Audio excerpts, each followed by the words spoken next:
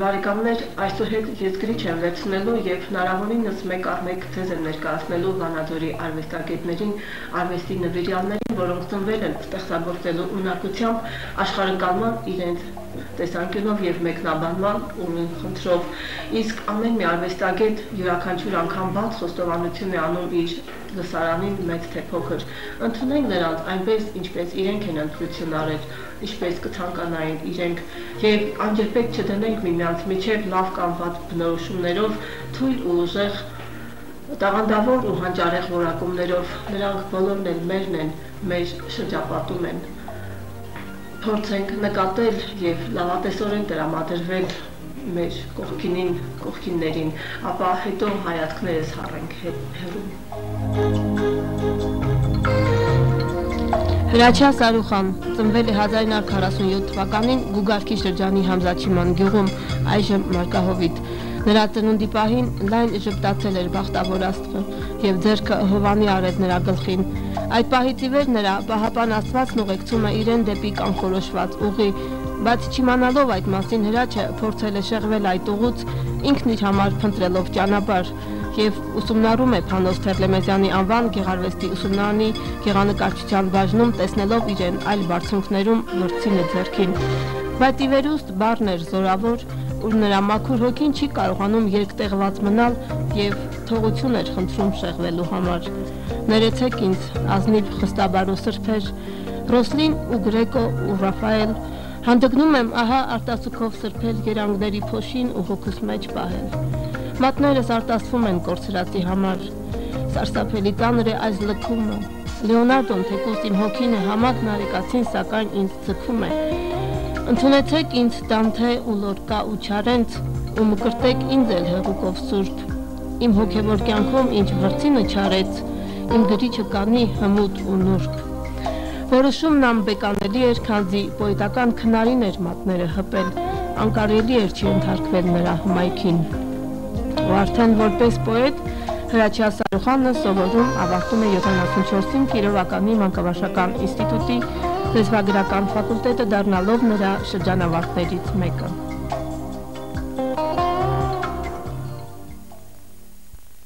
Իմ կայացման ճանապարհին ամենասկզբից ես ուզում եմ հիշատակել մեր արձակագիր, մեր հայրենակից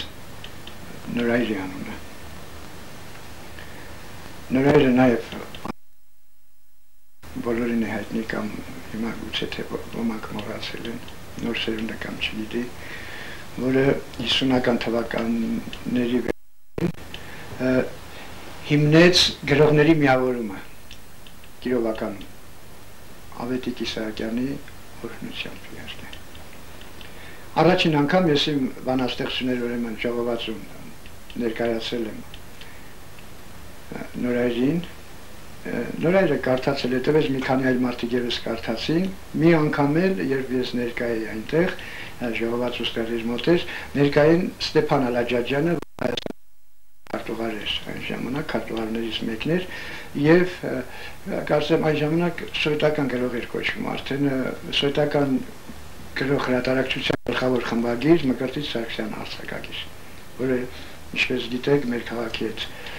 բազմաթիվ թելերով կապված է և ընդհանրապես նա մեր կողքին է եղել, միշտ կարելի ասել։ Այնուհետև ես եթե ըստ թվագրության ասենք գամ, որպեսզի մարդ չմոռանամ այս ընթացքում, Ես կուզենամ հիշատակել սիրով Լուսավորքի Վարդգես Պետրոսյանի, մեր մեծ հրապարակախոս, տաղանդավոր արձակագիր, հասարակական գործիչ։ Վարդգես Պետրոսյանը ուրեմն արդեն զբաղված էր երևույթին Գարուն ամսագրի հիմնադրման աշխատանքներով 66-67 թվականի այդ ընթացքներ, արանքներ, երբ ես սովորում էի այդ տարիներին Թերլեմեզյանի անվան գեղարվեստությունում Երևան։ Նա ուղարկել էր բանաստեղծ Կարո Մելիքսեթյանին, որպեսզի ինձանից ինչ-որ բանաստեղծական շարք վերցնեն Գարունում տպագրելու համար, Գարունի ամենաառաջին համարում։ Եվ այդպես ես շարքը տվեցի, շարքը իհարկե 67 թվականի առաջին համարում տպագրվեց, դրանից հետո Վարդգես Պետրոսյանի հետ միասին մենք ելույթ ունեցանք հեռուստատեսությամբ, ես մի բանաստեղծություն կարդացի եւ մեծ պատիվ էր այն ժամանակ, շատ հպարտ էի զգում ինձ, որ նախ Գարուն ամսագրի առաջ տարիներին հեռուստատեսությամբ ելույթ ունենալը մի քիչ անհեշտ բան չէ, այսպես էլ ասած, ստեղծագործողի համար։ Ես չեմ կարող չհիշել իմ, ինչպես ասում են, ողջեյությամբ Գուրգեն Մահարում, մեր քայլող դասականին, որին իհարկե միայն ես քայլելուց եմ տեսել մի քանի անգամ Երևանի փողոցներում, բայց այդպես էլ չեմ մոտեցել։ Ինչ-որ երկչոտություն ունեի, թե ամաչ ունեի ներկայացնում։ Իմ մասին գրել էր ավանգարդ թերթում, մեծ հոդված էր գրել ժամանակակից այդ թվականների պոեզիայի մասին, եւ այնտեղ առանձնացրել էր ինձ, հոդվածը ավարտվում էր, ուրախանալ միայն կարելի է նախադասությամբ, մինչև այդ վերլուծական էր, տարբեր բանաստեղծներից հատվածներ էր գրել, իսկ իրեն ես հետո հետագայում իմացա, որ Մկրտիչ Սարգսյանը, որպեսզի գիրքս գրախոսվի տպագրության համար, նա հանձնել էր Գուրգեն Մահարում գրախոսելու։ Գիրքը պիտի 3 մարդ գրախոսեր, անհայտ մարդիկ, որին դու չգիտես։ Այսինքն եթե 2 գրախոսություն դրականներ ունեն, նոր տպագրվում էր։ Պետականորեն նոր տպագրվում էր գիրքը։ Ըստ երևույթին մի գրախոսողներից մեկն էլ եղել է Գուրգեն Մահարը։ Ես հիշեմ նաև Արև Շատավակյանին, բանաստեղծ, նաև հիմա նկարիչ, որը ձևավորեց իմ առաջին գիրքը, եզրագծերը։ Բացի այդ, նա ավանգարդում աշխատելու տարիներին, երբ պոեզիայի օրեր կազմակերպում Իսահակյանի արձանը Երևանում, ինքն էր կազմակերպում, ինքն էր տպագրում այնտեղ ընթերցված ստեղծագործությունները։ Եվ չեմ ուզում մոռանալ նաև այն գրականագետներին, որոնք այսպես թե այնպես առնչվել են իմ ստեղծագործությանը։ Տարբեր տարիների, տարբեր ժամանակներ հոդվածներ են ուրեմն գրել իմ ստեղծագործության մասին։ Հիշատակեմ Ազատ Եղիազարյանին,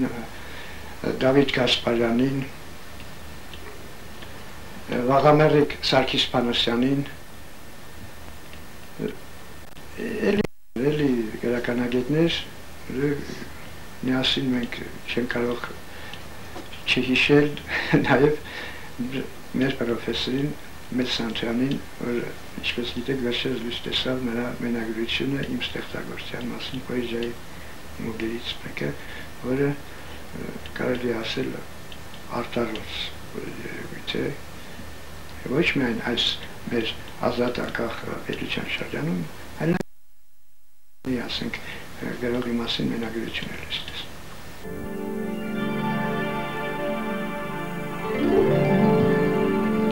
Որ երկնքի տակ էլ ծնված լինես, թեթևեր ունես ու պիտի ճախրես, միևնույն է ճախրելու ես։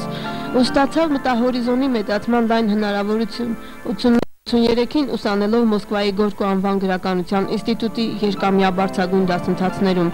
81 թվականին նաև այն երջանիկներից մեկն էր, որն ընտրվել էր ՍՍՀ գրողների 7-րդ համագումարի պատգամավոր։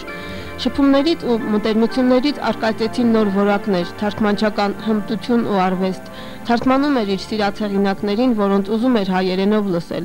Վլադիմիր Մայակովսկի, Ալեքսանդր Բլոկ, Վալերի Բրյուսով, Մարինա Ցվետաևա, Աննա Ախմատովա, Բորիս Պաստերնակ, Տարաս Շևչենկո։ Ուրեմն առաջին մեծ պոետը, որի հետ ես շփվել եմ, Հովհաննես Շիրազն էր։ Ես սովորում էի երևի այս տողը շատ տիկր գեղարվեստի ուսումնարանում Երևանում նոր ստեղծագործում էի 64-ից 65 թվականների այդ ընթացքում ես ավելի ճիշտ կարելի ասել վարժանքներ եմ անում գրական տարբեր մեր բանաստեղծների ոճով այսպես ասած գրում էի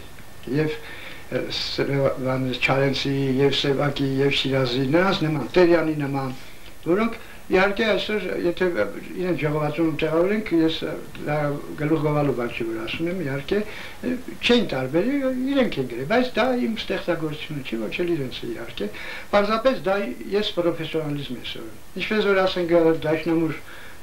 նվագողը երաժիշտ դասողը կատարողը դի անընդհատ վարժություններ կատարի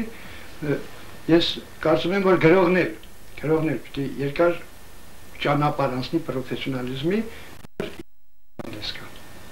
այսինքն որպեսզի հաստատի ինքը իրեն թե ոմանց իհարկե հեշտ է չէ թե համարյա բոլորը բանաստեղծություններ են գրել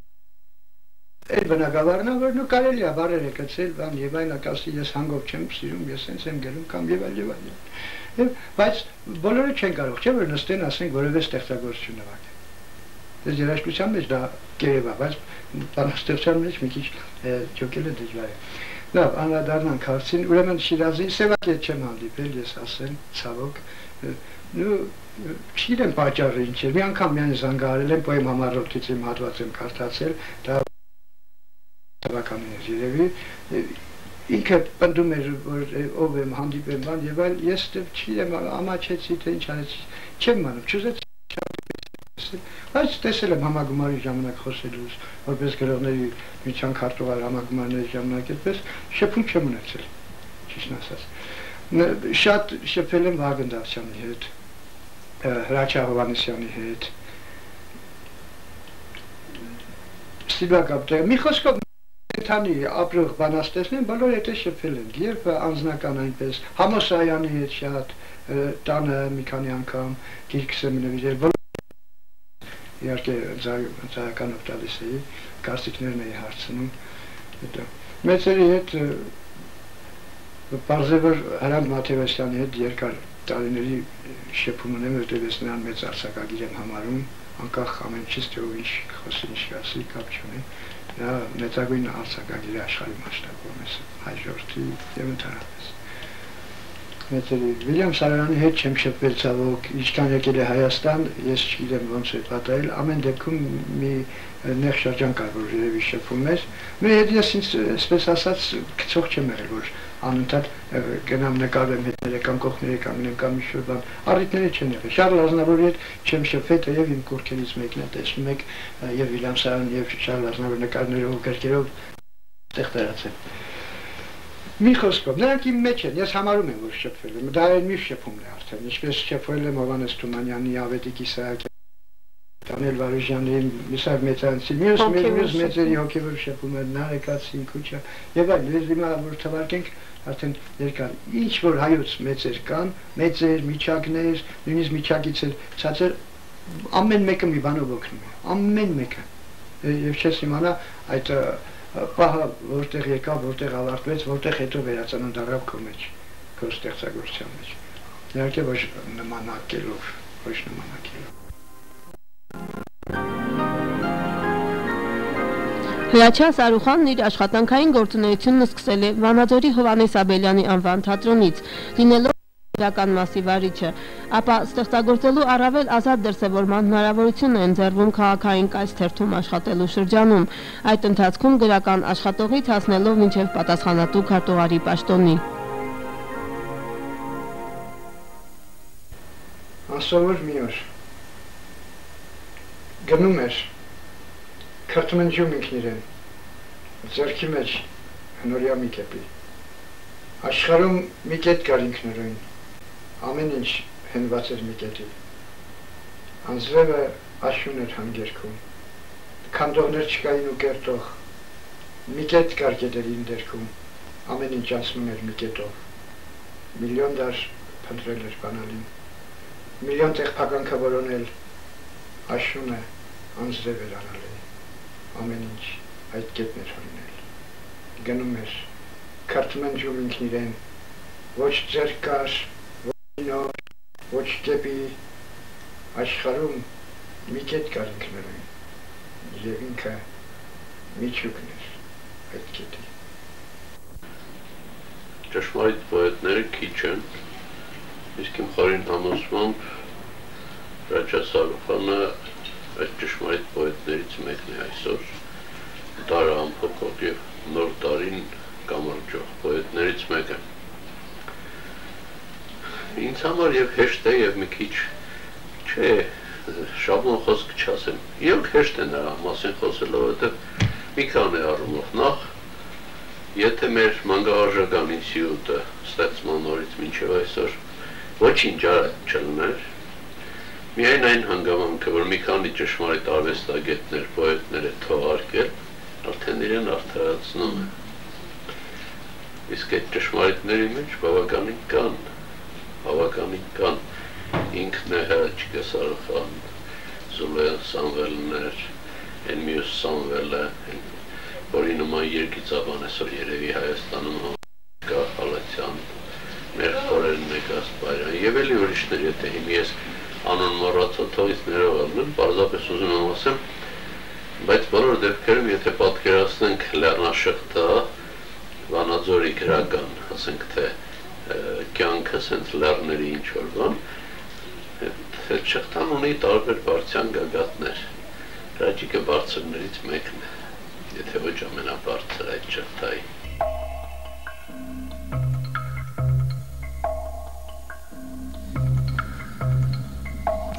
1990-92 թվականներին Հրաչյա Սարուխանը Հայաստանի գրողների միության Կիրովականի բաժանմունքի պատասխանատու քարտուղարն էր, իր շուրջը հավաքելով գրական նվիրյալներին։ Աշխատանքային ինքնահաստատման փնտրումները տանում են Զորյանի տուն-թանգարան որպես տնօրեն, իսկ 94 թվականից տպարան դարձյալ տնօրեն։ 2001 թվականի մարտ ամսից Հայաստանի գրողների միության մարզի ընտրյալ պատասխանատու քարտուղարն է։ Կենսագրության ժամանակագրություն, որի տարիների ամեն մի ծալքում խոր ու խորունկ, ամփոփված են հույզեր, զգացմունքներ, տքնանք ու տառապանք, սեր ու հիասթափություն։ Բանաստեղծի հոգում ամեն տարեթիվ հուշերի կծիկ է, որը բացելիս չի անտեսվում ոչինչ։ Վերադարձել են ինձ մնաց բարով ասող օրերը, և չեն հավատում, որ ապրում եմ դեռ, չէ որ ասում են հրաժեշտ տալիս դարձար թափանցիկ գիշերաթիթեռ։ Գիտեմ, չեն կարող օրերս ստել, փորձում եմ շարժել թևերս վհատ, սակայն նույն պահին հառնում է իմ դեմ վահագն անվամբ անծանոթ մի մարդ։ Նա հուր հեր ունի, ոց ունի մորուս, և ձեռքին ունի եղեգան փողեր։ Քեզ մնաս բարով ասող օրերը, ասում է, ինձ մոտ մի երգ են թողել։ Գիշերաթիթեռ դարձած պատանուհին մի պատմություն հույժ տրտմահրաշ, արեգակունք չեն աչկունքը եղել, բայց Աստծո կամոք կոչվել է հրաչ։ Գիտեմ, չեն կարող օրերս ստել, թափահարում եմ թևերս վհատ, և այդ նույն պահին հառնում է իմ դեմ գիշերաթիթեռ սպանող մի մարդ։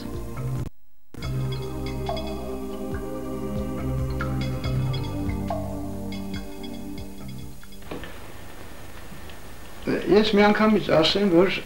այն երևի բարեբախտ ասեմ, թե երջանիկ ասեմ, այն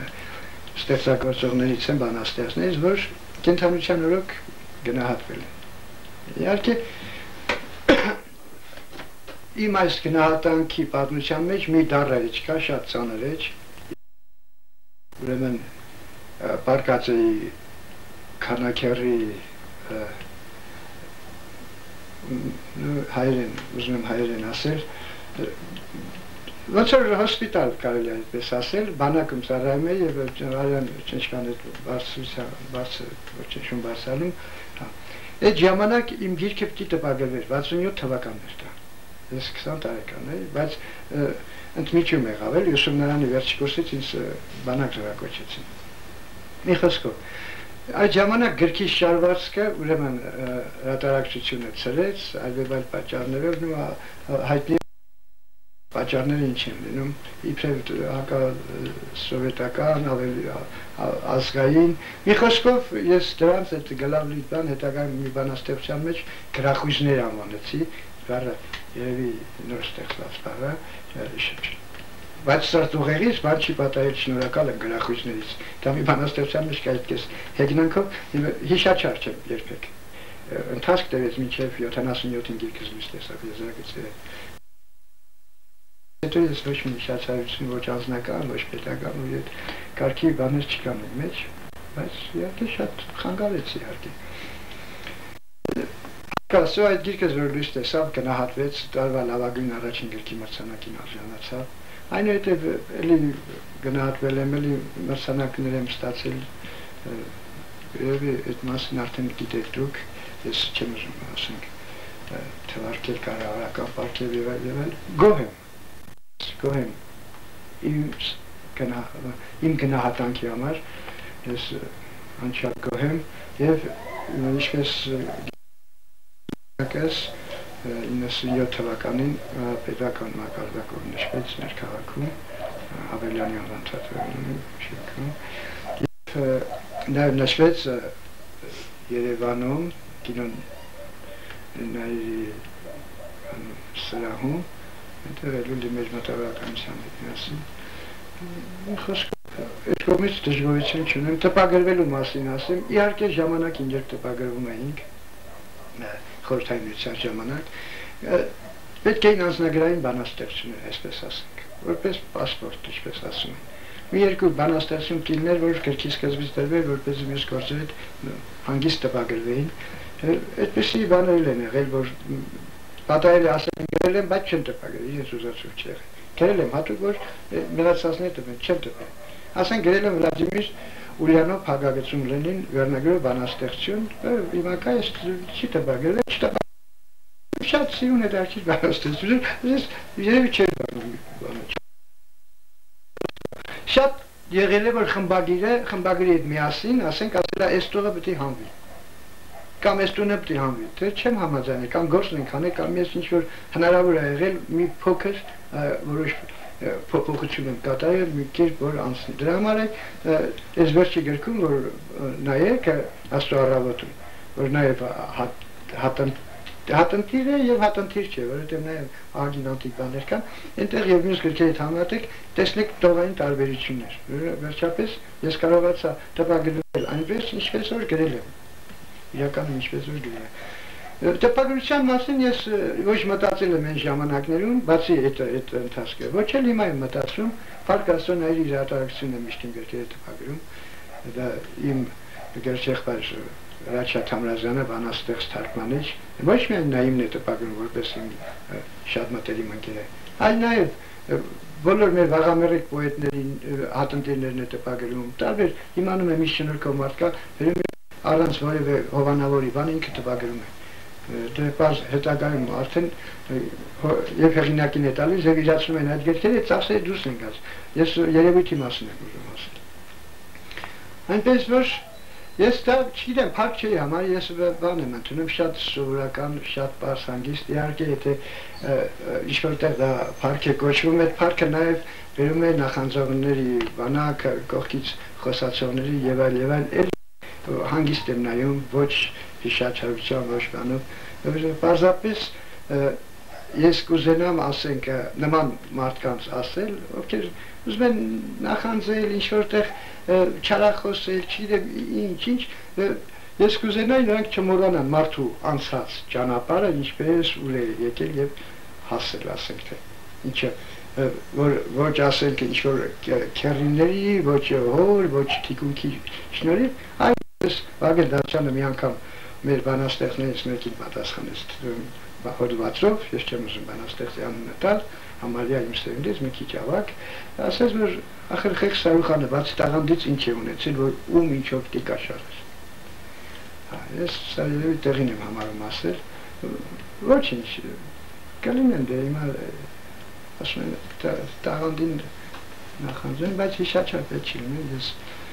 երբեք հանդուրժող եմ միշտ հանդուրժող եմ եւ անցնում եմ մորոնում եմ նորից այլ մի բան ունում լսում ես ինչ մի բան խոսացին դու ասում եմ թող խոսեն դա հիմա մարդիկ էլ իրենց կարծիքներին են ճաշակներ պարտադիր չի նրանք էլ ինչ որ ընդունել եւ մենակ ես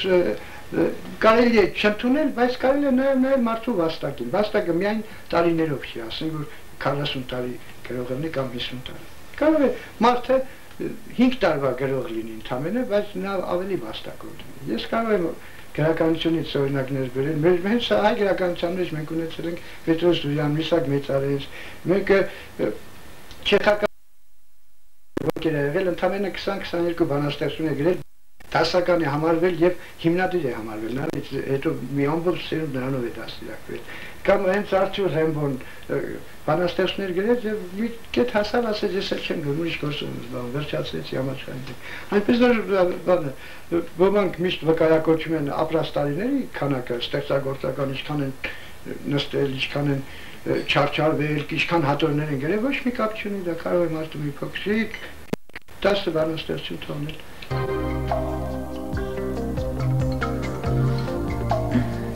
Սարուխան բանաստեղծի գրելու են մոտեցումները տարբեր, ասելիքը յուրովի։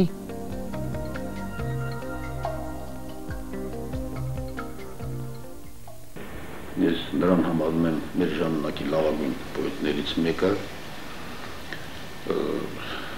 համարում եմ նորարար բանաստեղծ, ես այսպես եմ մտածում, որ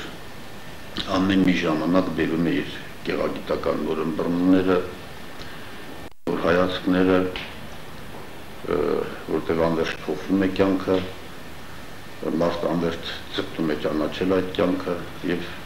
կյանքի միշտ բարձունակ ձևերից գնում է դեպի ավելի բարդ ձևեր, գալիս են բռնում այդ տեղը իրենց, այդ բարդ ձևերը պարզ ձևերի տեղը եւ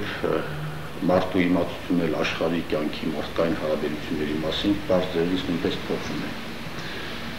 ավելի բարդ եւ դրանք արտացոլելու, դրանք արտահայտելու համար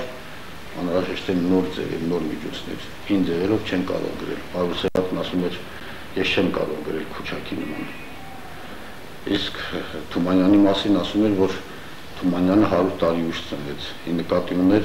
Ծատուրյանին եւ Հովհաննիսյանին նրանից առաջ եւ գտնում էր, որ մեր նորագույն գրականությունը սկսում է Թումանյանով,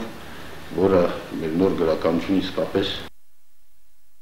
գծի վրա, ինչ գծի վրա գտնել համաշխարհային գեղարվեստական բանաստեղծական մտածողությունը։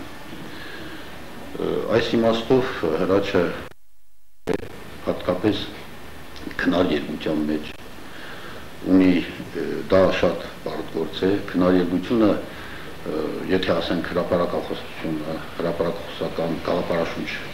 բանաստեղծությունները անմիջապես արձագանքում են կյանքի փոփոխությունների, արտահայտում են իրենց, ասենք, միտումները, իրենց գաղափարները, ապա քնար երկության հետ կատարվում է մի այլ բան։ Քնար երկությունը հասարակական քաղաքական գրկումները քննարկության մեջ կարող են լինել այն որ խորապես հասկացնում է այդ կյանքը իր բոլոր շերտերով, խորքային հատկանիշներով։ Իշտ դրա համար բայց ահա Հրաչ Սարուխանը առաջիններից մեկն էր, որ կարողացավ այդ նոր ընկալումներին բանաստեղծական նոր դիտարկումներին համապատասխան գեղարվեստական ձևեր մշակել, գեղագիտական ձևեր մշակել։ Աչքի է մնում պատկերավորման ինքնապտիտ վառ մտածողություն։ Պատկերային մտածողությունը նրա մոտ հիմնականն է։ Կարող եմ ասել, երևի հավասարը չունի իր սերնդակիցների մեջ։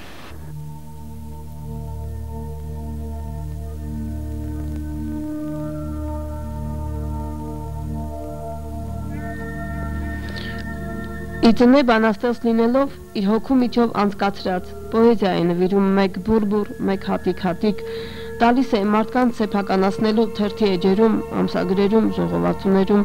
թվարկումն անգամ խոսուն է Գարուն ամսագրի առաջին տարվա առաջին համար, կայծ, ավանգարդ, սովետական գրականություն, լիտերատուրնայա Արմենիա եւ պետական հրատարակչություններում տպագրված գրքեր, եզրագծեր, հրաշքորեր, վկայություններ, այլ ժամանակներ, Աստծո առավոտ։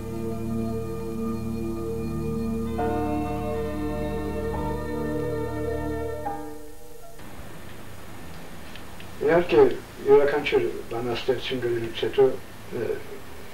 միշտ էլ կարծես թվում է թե ինչ-որ բան այնպես չստացվեց, ինչ-որ բան կիսատ մնաց, ինչ-որ բան չասվեց։ Ուրեմն աստեղ ասենք տարիներ հետո երբ նայում ես անցած գրական ճանապարհին, նայում ես բանաստեղծները, կան բաներ, որ չեն գրել, կոնկրետ ասեմ, կոնկրետ։ Ես շատ կուզենայի մի հոյակապ լավ բանաստեղծություն գրած լինեի եւ որը նվիրվեր Շարլ Ազնավուրին։ Չի թեկուզ այնտեղ գրվեր Շարլ Ազնավուրին։ Բայց ես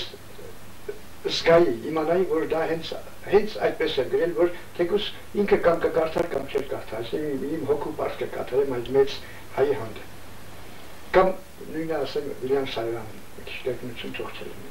Այդպես, օրինակ ես բանաստեղծության մեջ մի փոքր ընդամենը անուն եմ օգտագործել Զահրատի։ Դրանով իմ հարգանքն եմ մատուցել այդ ամբողջ բանաստեղծության մեջ, բայց Զահրատը բազմապես այնտեղ մի տողի մեջ հիշատակում է այլ նպատակով։ Այդպիսի բաներ։ Իհարկե սերը այնքան ելևէջներ ունի, որ մենք բոլոր ելևէջները չեն գրել։ Աշխարհի բոլոր պոետներն էլ, ովքեր ստիրով լիրիկա են գրել, ստիրով քնարերգություն, իհարկե գիտենք սերը։ Բայց ամեն մեկը մի նոր բան է գտել, մի նոր գյուտ է արել, չէ՞, այդ ստիրով արտահայտության մեջ, մերժման, ցանկությունների, երազանքների եւ այլ, չի հատնելու։ Մեկ է բանաստեղծը գրողը ինչքան էլ գրի, ինչ էլ գրի, չի հատնելու եւ ափսոսանքի բաներ անպայման մնալու են։ Եվ նաեւ այնպես է, որ դու չգիտես էլ կոնկրետ ինչն ես ափսոսում, ինչ չես արել, բայց հաստատ գիտես, որ ինչ-որ բաներ չես կատարել։ Ինչ-որ բաներ չես գրել, կգրես թե չես գրի։ Ամեն գրելուց հետո թվում է, թե մի բան այ արդեն եկավ, նոր ծնունդ առավ, նոր սկսվեց։ Մեզ դա հարցերը հետաքրքիր հարցեր։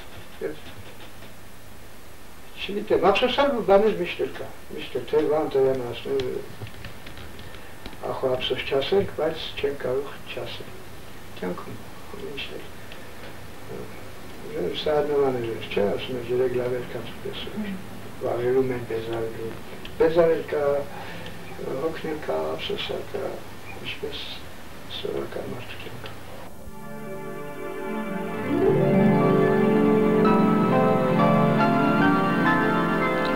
Տքնանքների բեռով ինքնաձախման բովով թրծված գրող լինել ու դիմանալ ժամանակի անձրև արևին կարկուտ երաշտին բնավել հեշտ չէ։ Իսկ գնահատականի լավագույնը ընթերցողինն է, իսկ ընթերցողի սահմանափակում չկա։ Նրան հոգեհարազատ են ընդունել ստեղծագործական տարբեր տարիներին տարբեր իշխանությունների բևեռներում։ Ամեն դեպքում ասելիքը նույնն է։ Հրաչյա Սարուխան այս հող ու ջրի զավակն է, նրան անուն բերող զավակներից մեկը։ Նախ ես ուզում եմ որպես մարդու ասեմ։ Որպես մարդու մտահոգությունս մի քիչ ավելի շատ ասենք փիլիսոփայական, մի քիչ միստիկական, մի քիչ ավելի հոգևոր վիճակ է։ Ընդհանրապես բոլորն են մտածում, ես էլ շատ եմ խորհում, ընդհանրապես ինչ է մարդը, ինչու է եկել, ինչ է մարդու կոչումը, այս մոլորակի ասենք պետք է որ մարդ լիներ կենթանական աշխարհից բացի, թե մենք այլ ասենք տեղից եկածենք իսկապես ինչպես որ նկարագրվում է Աստվածաշնչում։ Ամեն դեպքում մտահոգությունս այն է, որ այն կոչումը, մարդ կոչեցյալը, որ կանք ես էլ նրանցից մեկը, եւ տարավոր միլիոներով եղել են կլինեն, մինչև որ Աստված գիտի իհարկե վերջը։ Մեր անելիքը վերջապես ինչ է, մենք այս ամբողջ մարդկության պատմության բազմադարյան ընթացքում ինչ ենք անում ամեն մեկը։ Մի տեսակ մխիթարական քիչ բան ենք գտնում ճիշտն ասած, որովհետև եթե չգիտես ինչ ես անում, մի տեսակ բան է, անիմաստ է դառնում ինչ որտեղ, դառնում է նույնություն ունայնության ամենայն ինչ ընդունայն է, բայց քանի որ աշխարհ ենք եկել, քանի որ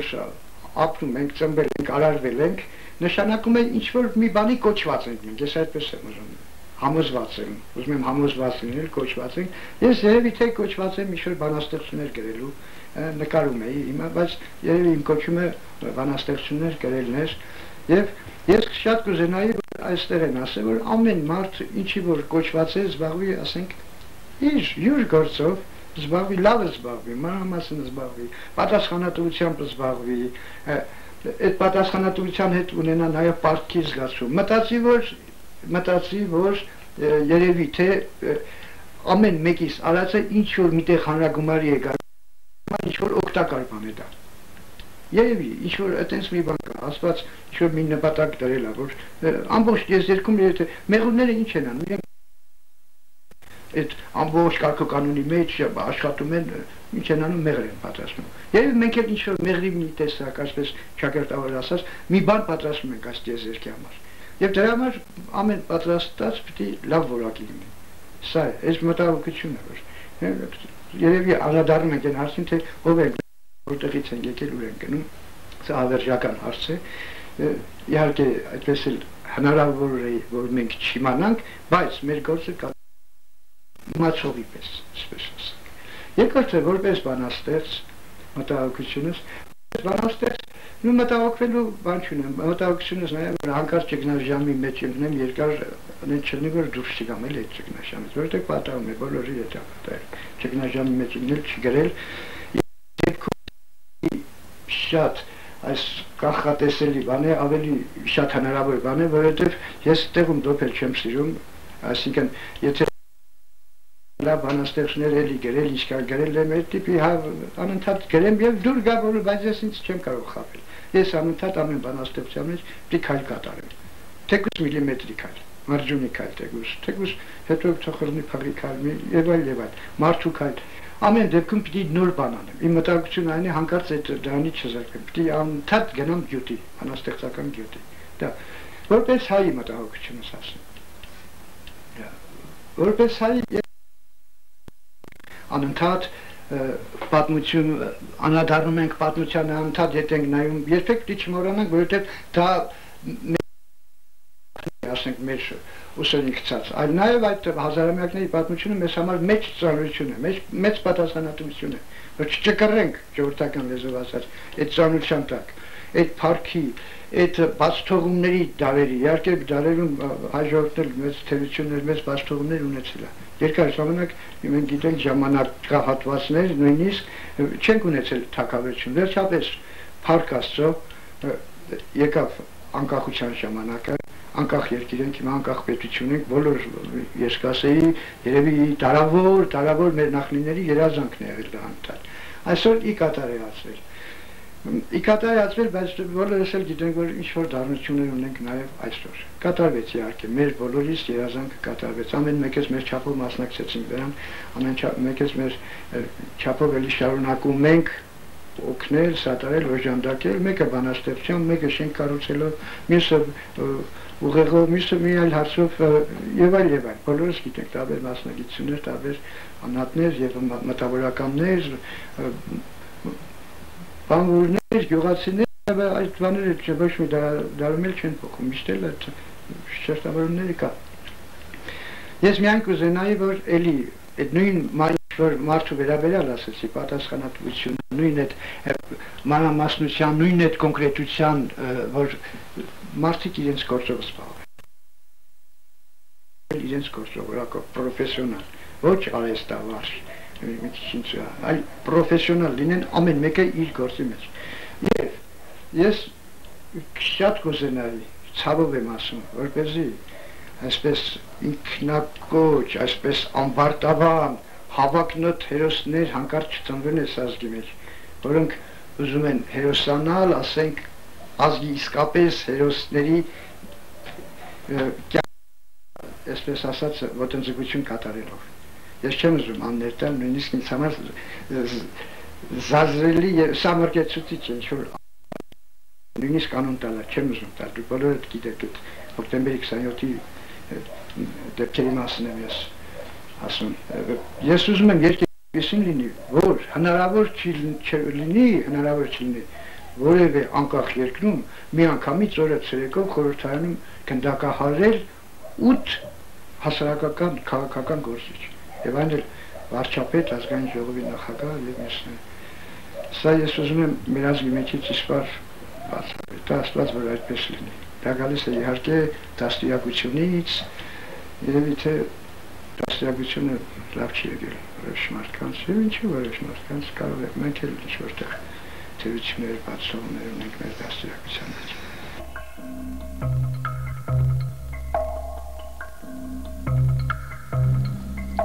Հրաչյա Սարուխանի Անդրանիկ գիրքը «Եզրագծերը» արժանացել է տարվա լավագույն առաջին գրքի մրցանակին։ Վկայությունների համար թվականին դարձել է Իսահակյանի անվան մրցանակի դափնեկիր։ Իր 50-ամյակի արդիվ բազմաթիվ շնորհավորանքների թվում Հրաչյա Սարուխանը պատիվ է համարում իրեն անձամբ չճանաչած իր գործերին քաջատեղյակ նախագահի հղած հեռագիրը։ Սիրելի Հրաչյա, սրտանց շնորհավորում եմ 50-ամյակի արդիվ մաղթում եմ ստեղծագործական նոր հաջողություններ Հայաստանի Հանրապետության նախագահ Լևոն Տեր-Պետրոսյան։ Իսկ մյուս տարի 98 թվականին արդեն հաջորդ նախագահի Ռոբերտ Քոչարյանի կողմից ստանում է գրական ակնառու նվաճումների համար Գրողների միության ամենամյա մրցանակը Մովսես Խորենացու մեդալը։ Սա ապացույցն է Սարուխանի ժամանակի պոետ լինելու փաստը։ Մեկ այլ Գեղարվեստական խորհրդի կողմից Հրաչյա Սարուխանին հայ քերթության նվիրյալին 99 թվականին ստանում է նաև Ինտերկապի եւ Մարզպետարանի սահմանած Լոռու ասպետ մարզաշխարհի գրականության եւ մշակույթի գործիչներին հատկացված մրցանակը։ Հրաչյա Սարուխանն իր մտահորիզոնի զարգացման խնդրով աշխատում է անընդհատ թե ամեն ինչով։ Նա կուտակում է, հավաքում եւ գեղագիտորեն բյուրեղացված ձևով հղկված նոր ու նորովի ներկայացնում մեզ։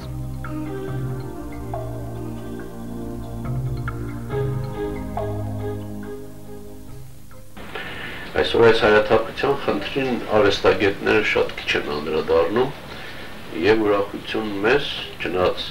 դրամատիկ հարցի շուրջն է գնում, բայց ուրախություն մեզ եմ ասում, որովհետեւ սկանչելի մեդիտատիվ թափանցումները արդեն եւ արտաքին տարերի եւ ընդհանրացումների այդ էմոցիոնալ հուզական խոհերի այդ կուտակումները կան կրկնաղերսի մեջ։ Անվտանգ կյանքից լուսանցքի միջով Տեր լույսն է շնչիտ թևածուն վրաս եւ մահերն իմ բյուր կյանքս ընդմիջող ծնորք են թվում թութանցիկ երաս ամեն շիրմի ամեն օրոցքում մեզ այդ կյանք առնող միակալիքիս մենավոր անցյալ